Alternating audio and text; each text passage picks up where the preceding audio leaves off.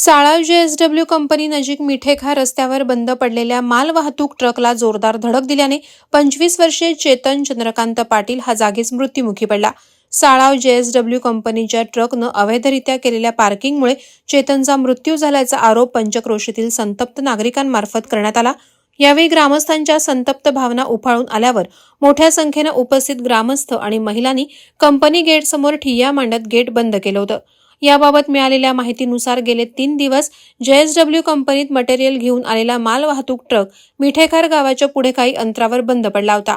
सकाळी 5 वाजण्याच्या सुमारास मिठेखार येथून चेतन पाटील हा डोलवी JSW येथे साई लॅड डेव्हलपर या कंपनीत आपल्या सुपरवायझरच्या कामासाठी दुचाकी क्रमांक MH06 CG 5196 ने निघाला होता।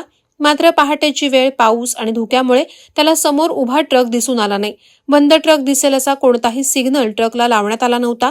त्यामुळे चेतन पाटीलची दुचाकी थेट ट्रकला धडकली आणि चेतनचा दुर्दैवी मृत्यू झाला। चेतनच्या अपघाताची बातमी पसरताच मिठेकार, चेहेर, साळाव, निडी, नवीन चेहेर आदी पंचक्रोशीतील ग्रामस्थ आणि महिलांनी कंपनी गेट समोर धाव घेतली। कंपनी परिसरात रस्त्याच्या दुतर्फा नित्याची मालवाहतूक ट्रकची अवैध पार्किंग विरुद्ध आक्रोश आणि संताप व्यक्त करत पंचक्रोशीतील ग्रामस्थ आणि महिलांनी कंपनी गेट बंद करून ठिय्या केला। सुमारे 5 ते 6 तास कंपनी व्यवस्थापनाने कोणत्याही प्रकारचा प्रतिसाद जमलेल्या ग्रामस्थांना दिला नाही। त्यामुळे वातावरण आणखीन तप्त झालं। रेवदंडा पोलीस ठाण्याचे सहाय्यक पोलीस निरीक्षक श्रीकांत किरवले यांनी त्वरित पोलीस बंदोबस्त कंपनी गेट समोर तैनात केला। काही वेळातच अलिबाग पोलीस पथकानं परिस्थिती काबूत आणली। कंपनी व्यवस्थापन चर्चा करण्यास तयार होत नाही आणि योग्य न्याय होत नाही तोपर्यंत मिठेखार ग्रामस्थांनी चेतनचा मृतदेह ताब्यात घेण्यास नकार दिला। यावेळी भाजपाचे उपजिल्हाप्रमुख आणि माजी सभापती दिलीप शेठ भोईर उर्फ छोटम शेठ, शिवसेना उपजिल्हाप्रमुख भरत शेठ बेलोसे, भाजप आणि शिवसेना पदाधिकाऱ्यांनी कंपनी गेट समोर ठिय्या आंदोलन करत असलेल्या ग्रामस्थ आणि महिलांना पाठिंबा दिला।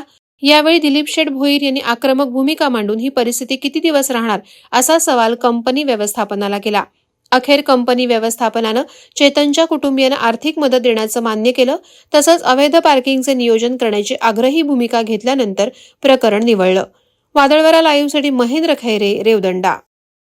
नवी मुंबई व रायगड जिल्ह्यातील ताज्या बातम्या आणि घडामोडींसाठी सबस्क्राईब करा वादळवारा लाईव्ह चॅनल आणि दाबा बेल आयकॉन।